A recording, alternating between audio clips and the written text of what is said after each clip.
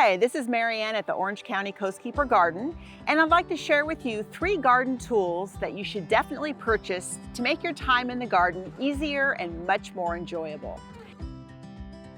The first thing that you're going to need to purchase is a pair of hand pruners.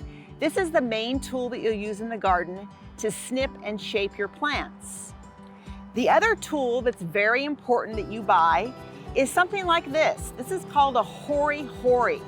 And what this is this is a tool that you can use for removing weeds, lifting a plant out of the ground, or even sawing off a piece of a branch. And the last tool that you're going to need in the garden is a pair of large loppers or pruners. And this is what you'll use when you need to trim a larger shrub or bush.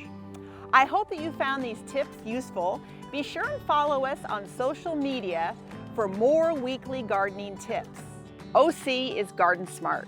Visit MWDOC.com